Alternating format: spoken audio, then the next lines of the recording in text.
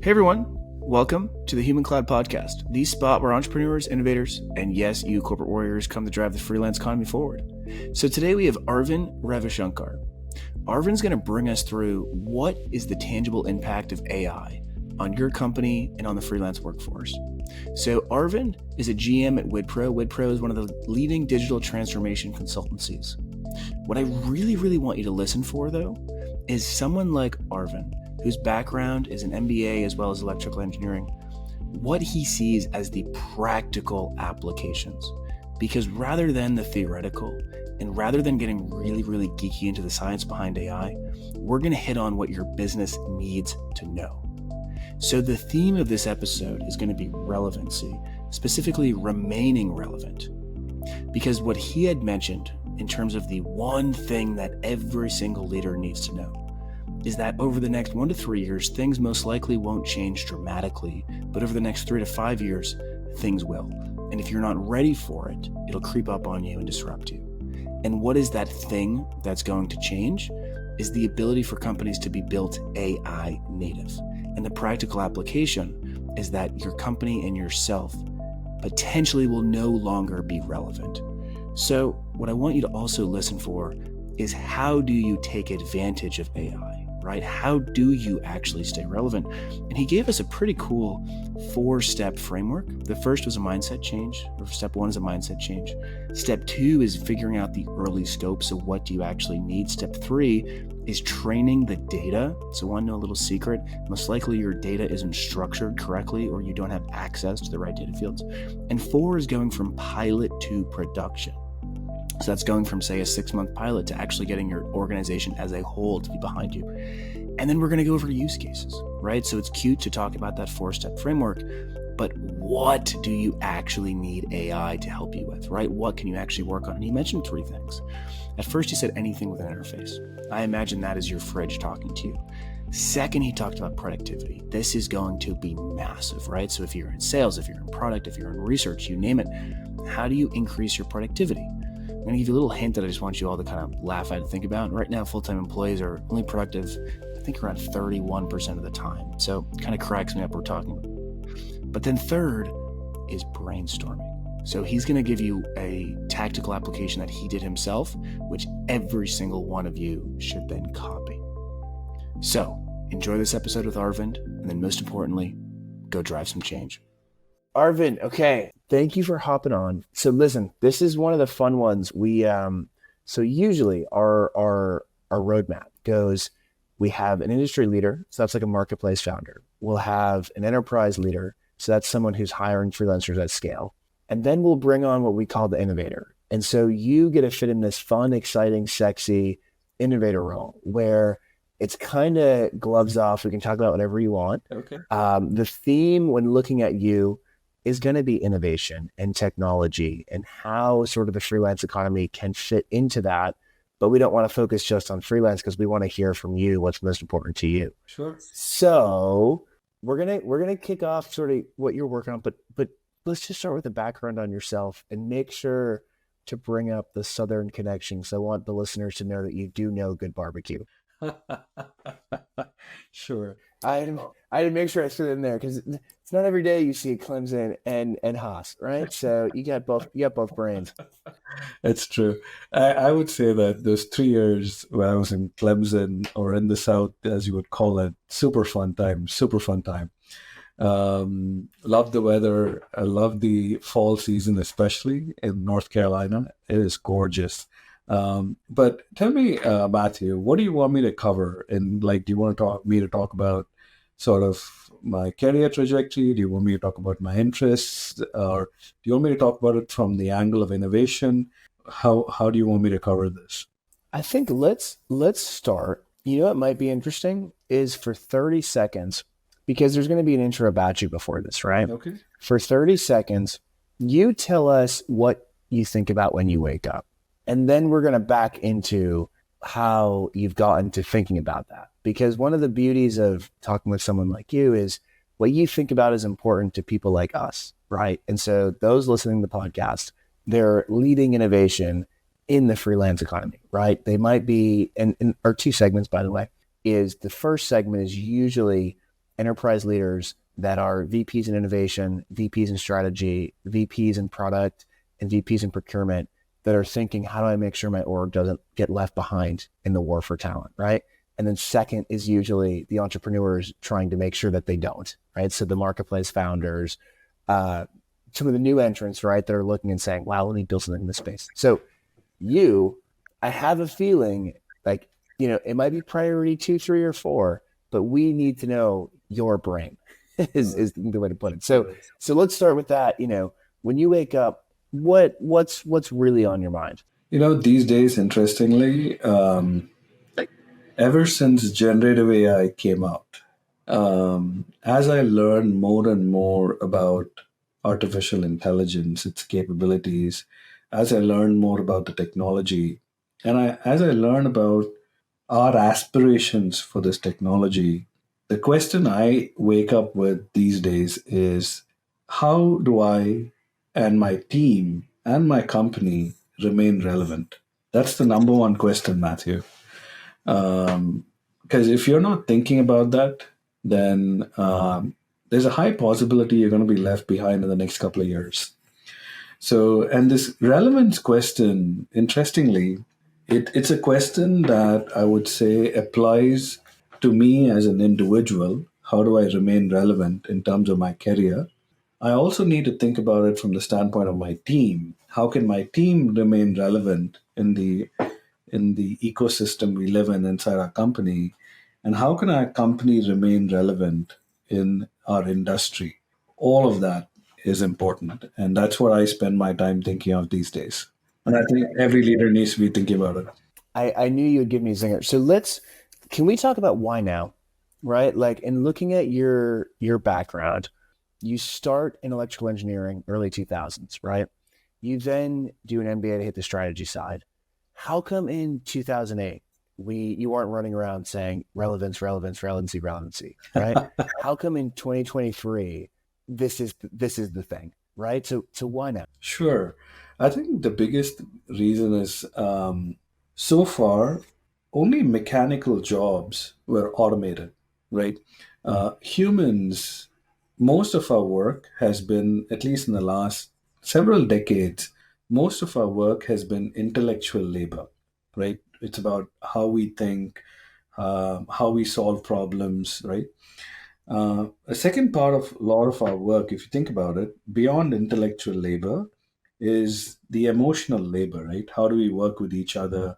How do we communicate as teams? How do we bring teams together? So there's intellectual labor, there's emotional labor. And the reason I'm thinking about how do I remain relevant and today and not 10 years ago, is because of the fact that when I interact with ChatGPT, which is today's version of AI, I find that the intellectual labor that most people have to do or have been doing could be replaced by that intelligence, right? So, for example, I'll give you a real example of this. Um, Let us say that I had to do a competitive analysis coming out of business school, even in 2016, right? I would go through multiple websites, I would talk to multiple people, and finally I would boil down the 10 or 15 competitors in the market down to some form of a visual or an Excel sheet or something that compares each competitor, what their strengths are, the weaknesses are, etc. And a human being would do this. Either me or an analyst in my team would do this.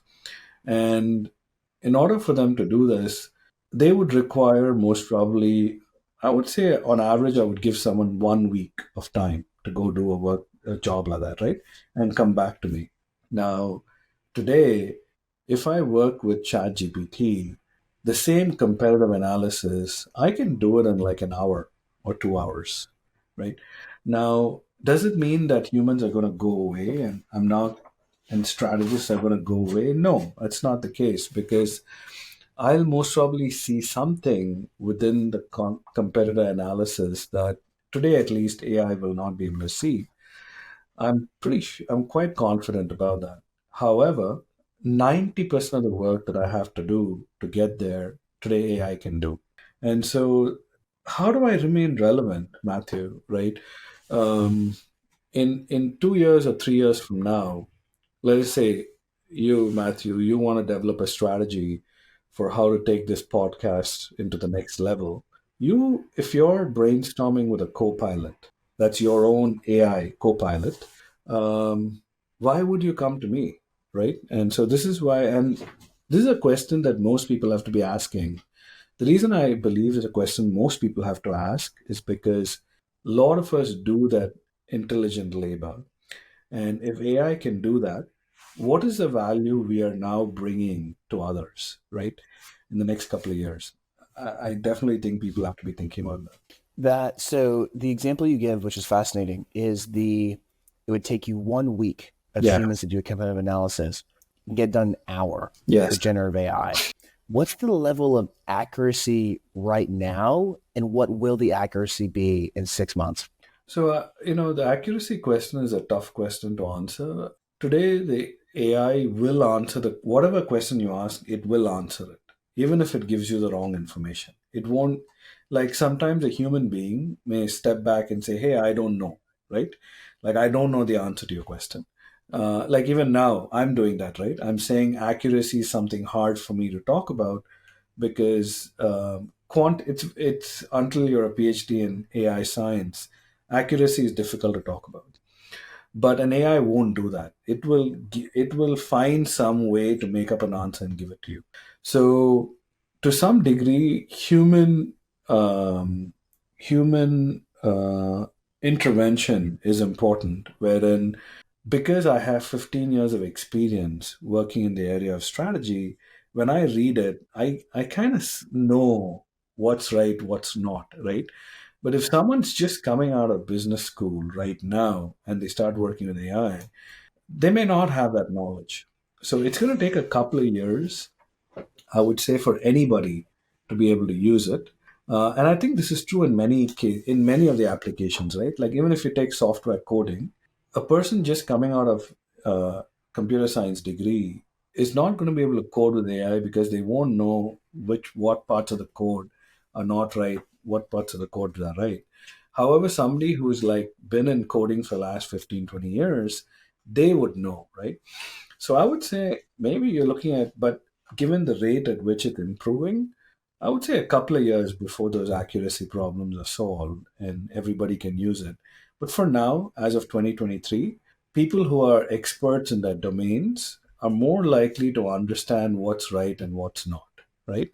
And people who are just entering in those domains most likely would not understand that. Gotcha. So can we talk about what are some of the ancillary components that either are going to happen or need to happen because of this? And so what I mean by that is let's bring it back to something like the automobile, right? And we could say pre-automobile was horse, and because of automobile, we then needed a bunch of other things that created economies into themselves, right? So gas stations, all the car parts, you Yep. name it. When looking at generative AI, part of what I struggle with is companies still look the same. And when you look at some of the stats, right? Like I think McKinsey says now the average company will last, what is it, 29 years or 19 years? It just keeps getting smaller and smaller, right? And you see some of these stats and you go, whoa, everything seems broken, everything needs to change. But companies still look like companies. And yes, we have, what is it, Sahil with Gumroad, or with Sahil's company that's like 1,000 people, fully remote, fully freelance. Yep. But that's still the niche. And so what are the big changes that this is going to need to create from an ecosystem perspective? The way the technology is today, Matthew, as in today's state, I don't think it will create a lot of drastic changes in companies as it is today, right? Because, like I said, it still has issues. It's got hallucination issues. They still haven't solved the problem of ethics. They haven't solved the problem of copyright. There's many problems that need to be solved, right? So as these models are trained today, the data they're trained on, how much of the data is um, uh, patented data, how much of the data is something that needs to be sourced, etc. All those problems are not solved yet. But so, given those problems are not solved, I don't believe companies are going to look any different in the next 1 to 2 to 3 years. But in the 3 to 5 year time horizon, once these problems get solved, which they are going to get solved, a foundation of what a company is going to change. And here's why I believe it's going to change. Um, if you think of what is a company is a set of individuals that come together to create some form of value in the world, and they get paid to create that value, right? That's what a company is. So it's a group of individuals. It doesn't matter whether it's three of us, it doesn't matter whether it's 10,000 of us, it's the same thing. We come together to create some value, deliver it, and make money. Now, let us say that you're a company with 20 individuals and you're creating value and you're delivering it. In a couple of years from now, it is going to be possible for AI native companies, similar to digital native companies. In a couple of years, there may be an entrepreneur who would decide to start a company with two or three AI bots. And it'll be him and three AI bots that would start a company. And if they can deliver the same value to you as a human being, you're not going to distinguish and you're not going to say, hey, I'm only going to use the product that has been developed by 20 humans versus I'm not going to use a product developed by AI. You're not going to make that distinction. And so, more and more, you're going to start consuming products and services that are being developed by a huge amount of AI intervention. And as that goes increases, what a company is going to fundamentally change. Because if you see processes today, and one of the members in my team, his name is Nagendra, and he's a futurist, right? And I really like his point of view. What he says is that he says today the processes within companies, they are built out to be human friendly, and we're trying to fit AI into it, right? But in the future, what's going to happen is somebody's going to say, hey, that entire process within that company was designed with humans in mind. What if I throw all that out? And now, if I have AI coming in fresh with humans, can I redesign the entire process so that it's AI plus human friendly, right? So you can imagine if people start taking these views and forms, what a company is in a couple of years is going to change, and we can only guess what that change is going to look like. Uh, but for sure, it's going to be different. 2 to 3 years, you're not going to see much changes. People are going to be building towards it, but after that, you're going to see tremendous changes. Now, there was a second question you had asked in that, which is what ecosystem does this AI enable similar to the automobile, right? So I'll also try to answer that. First is every product and service you have today, if there's an opportunity for you to interact with that product or service, your car, your house, your thermostat, your computer, if there's a way for you to interact with it, that's going to have AI built into it, because the whole value of generative AI is that it can understand human language, right? So the day of you walking into your house and talking to your house, telling it, hey, I'm feeling cold or I'm feeling hot, what's the temperature, having a conversation with an intelligence in your home, that's not too far away, right? So every product or service, your car, like I said, your house, everything, your washing machine, your dryer, all of them, if there's a value in it communicating with you, it's going to start communicating with you. And so all of that needs to be built in. So there's going to be a huge number of humans and AI involved in building out these new sets of products and services with that AI interface in them, right? So that's going to be definitely an outcome. The second one is there's going to be a huge amount of work in building out these AI models themselves and providing the tools and infrastructure to build those AI models, right? So, for example, when the automobile industry came up, it's not just Ford manufacturing plant that came up. There were a huge set of tier one companies that had to build the wheels, the steering, and all these different components, right? Similar to that, AI is going to have a set of companies come up. They're already there. They're called tools and infrastructure companies that are building out those nuts and bolts needed in order for you to build AI. So that's a huge area, that's ecosystem that's upcoming. Um, I would say, yeah, those are the first two major ones I can think of, Matthew. Now let me ask you this, okay? So let's put ourselves in the shoes of a Fortune 500 VP. And here you say this, right? My answer is this is great, right? There's all this potential. But why, what is going to be in my way is the next question. Because as we know, in a corporate setting, something can sound great, it can look obvious, but for some reason, nothing moves. And so what would you say are the biggest roadblocks to being able to realize the potential of AI? Is it there's not enough talent? Is it it's too expensive to realize this? Is it the data that we need to do this simply we cannot gather, within the corporate requirements? What are you seeing are the biggest roadblocks in actually being able to take advantage of AI? And a secondary question I'm going to ask on top of that is going to be, just to give you a little heads up, is going to be, can large companies actually embrace this, or do they need to just go out and acquire startups, because startups are the ones that can just do this? So let's start with the big, what are the big roadblocks in my way? I would say the first roadblock is mindset and understanding of the technology, right? The VP, the Fortune 500 VP needs to have a mindset and be open to the idea that their team, their function, their product, their service could be disrupted by this technology. And if they're scared of it and they don't look into it, then the odds of them getting disrupted are a lot higher. So let go of the fear and really look into there is this new technology that we found, we've invented. How can I leverage this? How can I use it? How can I leverage it so that I can bring something of more value to the world, right? So it's a mindset that's the first hurdle. If you can get over that hurdle and let go of all the fear, the second hurdle is really in figuring out what to do. This is where we see a lot of our clients, there's so much information out there and so many different ways you can leverage it. How do I figure out what to do? And the third hurdle, like you said, Matthew, is that it's easy to say, okay, I'm going to leverage AI and I'm going to create value in the world.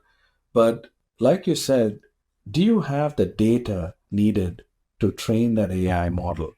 Do you have the data needed, right? So, for example, let us say that I decide that I am a thermostat company and I'm going to bring out new thermostats into the market that are AI driven, right? But the question is, do you have enough past client data that you can anonymize to train an AI model on how human pattern works? And I apologize, my dog may be barking in the background. Sorry, Matthew. Sorry, she's a golden retriever, and she's trying to guard our house. So, And she will not be able to protect you. I know, because there's a golden retriever on the other side of me right now. And I'll tell you what, if someone snuck in, he's doing nothing. exactly, it's so weird, right? That she thinks she's protecting us, but in reality, that if somebody really comes home, she's gonna be wagging her tail and letting them in. Right? Mm-hmm. So Rub, it's rub my belly. With us, it's his exactly, leg, right? exactly, He lifts his leg. He's like, oh, you want to rub the house? Rub my leg first. exactly. Uh, but anyways, okay, I forgot what um, we were discussing the roadblocks, right? The third is data. Do they have the relevant data in order for them to be able to implement, train an AI, and bring that to market? The last roadblock is what we hear is there are a lot of pilot projects that people are able to do, but to actually take something into production is very hard, right? To actually be able to know that that product or service is reliable, it's trained on the right data, it's deployable, consistent. So that is very difficult. So these are the four roadblocks that we hear a lot, and we see a lot also with our customers. That is so insanely helpful. So, because that's always one of the big, whether it's AI, the cloud. I mean, not to get too deep, but whether it's AI, the cloud, we've looked back at NFTs, which was just obviously, oops, right? But so looking at all of these cutting edge technologies, the roadblocks are something that I think leaders just have to be aware of so that they don't jump in head first thinking this is going to be great. And then once one little thing goes wrong, they go, oh no, I knew it was wrong, right? Or, oh no, I knew this was too good to be true. So the roadblocks that you laid out are first the mindset, right? Letting go of the fear, which I don't know which comes first, by the way, this first or second, because the second one you mentioned was the early scope, right? So that's what can you get started with? And I don't know which is which, right? Some leaders need the mindset, some leaders need the actual early scope to start. And then third was the data, right? Do you have enough data? And then fourth, which this one, I mean, so, as someone that was in more of an innovation within a Fortune 500 large company, this one is like the guilty pleasure because you don't ever really have to be accountable to it. And that is going from pilot to production, right? Yeah. And that's, and not to get too geeky, but from a software's perspective, this is going from staging to production. Yeah. And in staging, everything's possible, right? You can make an excuse for everything, but once you're in production, good luck. Now you're accountable. So this one's huge. Now, what would you say? So let's take the first step. What are some of the best use cases to get started? And we can refine it by a specific industry if you want, but what are some use cases that create big wins? And I'll field with a couple examples. So when we talk to clients and they ask the same thing to us, right? They say, what are some big wins of the freelance economy? We can say, well, there's 30 to 60% cost savings. So there's the high level metrics, right? There's 36% cost savings. There's going from 2 to 5 days to find someone. Or if you want to get big, Intuit created TurboTax Live, IKEA acquired TaskRabbit. NASA has said that you need to have freelancers within their workforce. So that's kind of how we pitch it, right? But over back to you, what are some of the great use cases that every leader needs to be aware of for AI? So let me start by maybe talking about the capabilities that AI has today. And that will maybe open up some use cases we can talk through. So the generative AI, which is the new artificial intelligence architecture, has the ability to understand human language and has the ability to reason and synthesize language, right? It's shown that the same reasoning and synthesis capability is also possible with images and videos and audio, right? So I would say that the initial use cases are any form of interface-based use case.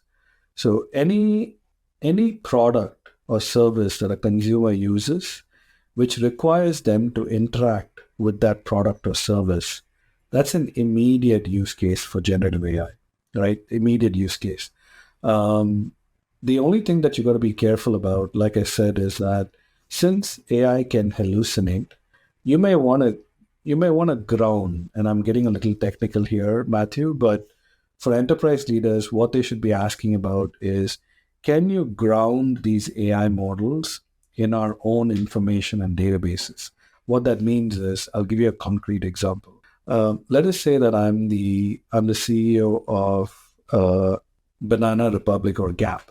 I'm the CEO of Gap, and I want to provide my customers with a new website, right? An interactive website where you go to the website and you talk to Gap's AI bot or AI equivalent, and you talk to it about, what your interest in denim is or what type of fashion you're looking for, and it starts to interact with you so that it understands what your needs. It's a real use case for generative AI. Now, if you don't want AI to hallucinate, what you could do is you could get a data set and you can ground your website chatbot to that data set. So it'll only answer from that data set and it won't hallucinate, right? So there are things like that you could do. So these are the immediate use cases that these people can leverage. Now, this is with respect to all industries. Interfaces are going to be the first biggest use case.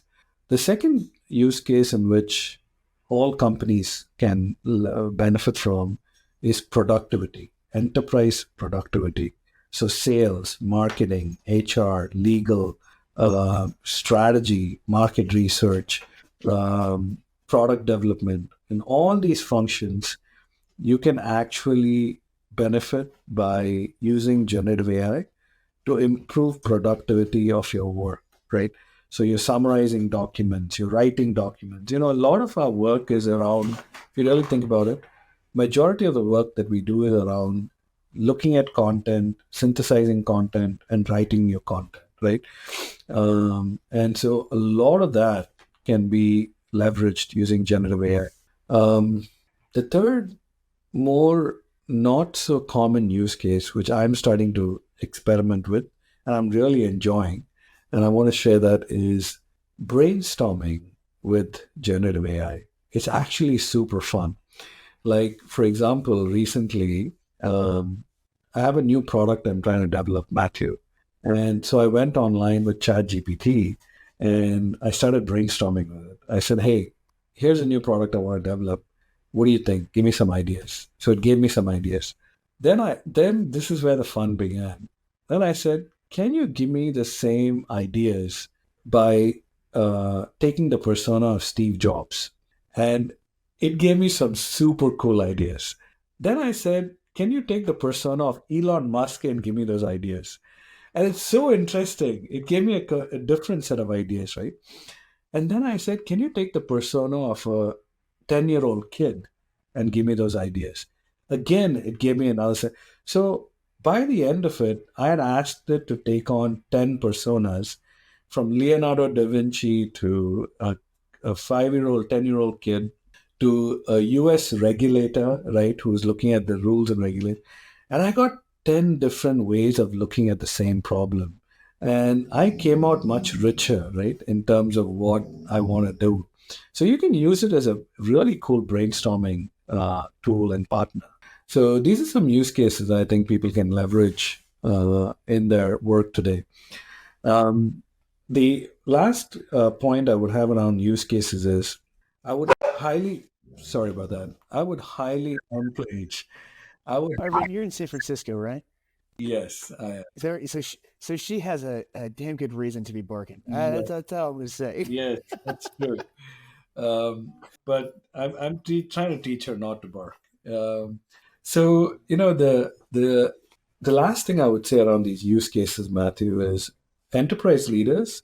They need to be thinking right now agile mode, and they want to open up generative AI to all their employees, and I would say even run competitions, encourage people to use it and come up with use cases, because that way you'll land up truly understanding the potential of the technology versus you trying to do that on your own, right?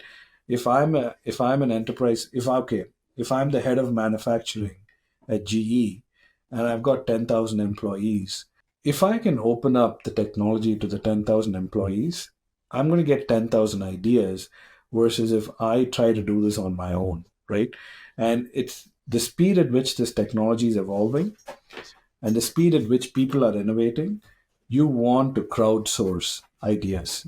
You do not want to try to do this on your own, right? Don't try to solve all the problems on your own.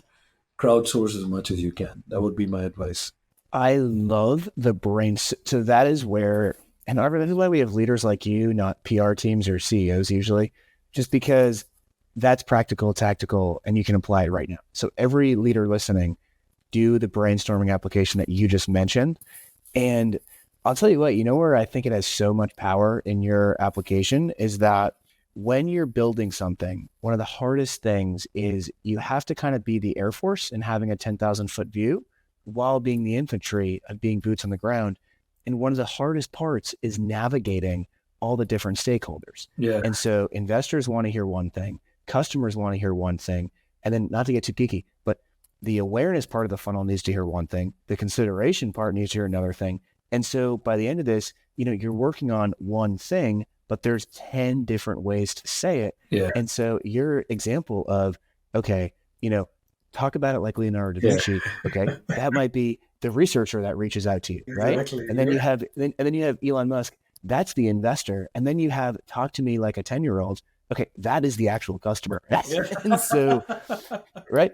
And if we play this out, you just probably could have spent $200 to $1 million because the customer aspect, that's going to be an outsourcing sales type agency. Yeah. The investor, so you just saved so much money. To be honest, use an SF quote, you probably saved actually having to be in YC to figure out how to sell your product. Yeah. So listen, this has been absolutely fascinating. I'm going to have one last question for you, and then we're going to hit rocket round, which is my funnest part. But so, Arvind, what is the one thing that you want our listeners to take away from this? And it could be one, make sure you train your dog as a puppy, right? That could do that could count, right? I'm counting that for you.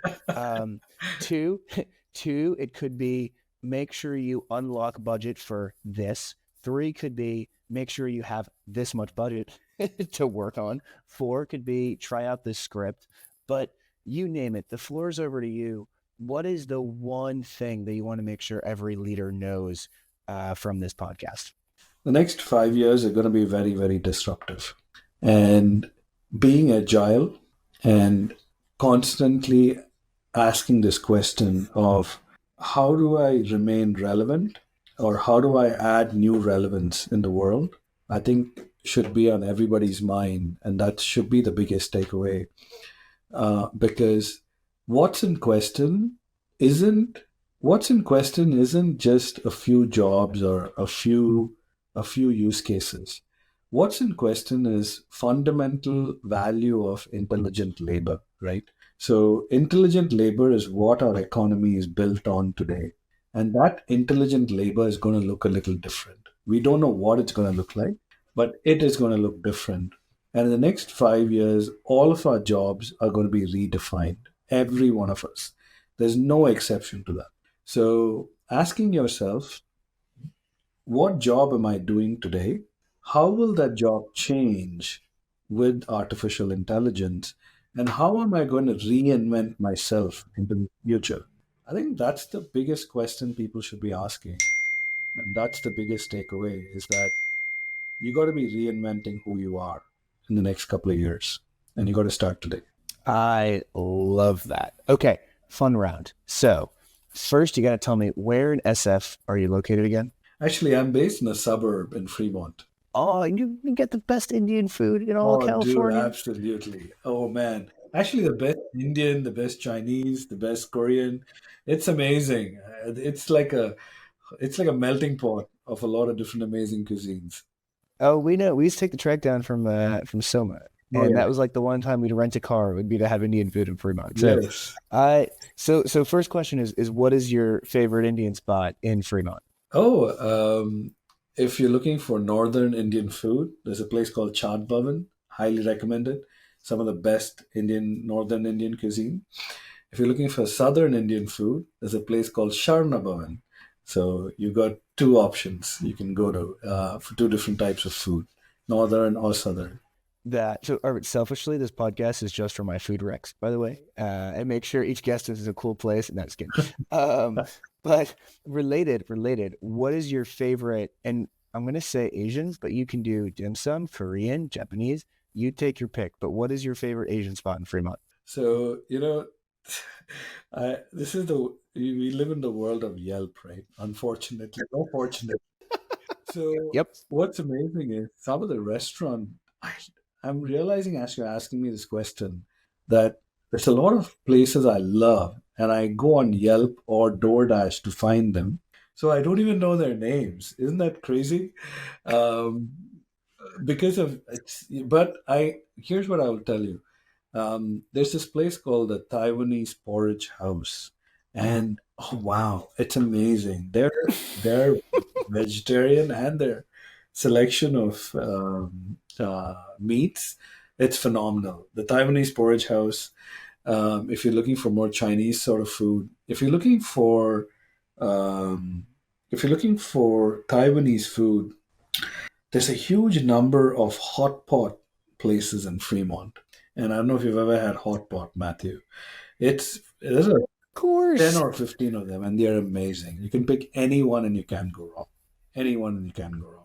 I would say Fremont is some of the best hot pot. A lot of people come here from different parts of the area to have hot pot. So I would say go for hot pot if you're coming to Fremont. You're making me miss. So I did SF and I did Seattle and then I did Singapore and then I went back to the East Coast, which is where I grew up. And I just forgot how incredible the food is. So now every time I've tried like here, people be like, "Oh, have you tried X? Like it's hot pot, right? Or it's dim sum." I'm not even going to try it. Like, unless I'm on the West Coast, it's not even worth it. Okay, second question. So, one, what is your golden's name? Maple and Monty. Maple and Monty. Okay, Maple and Monty.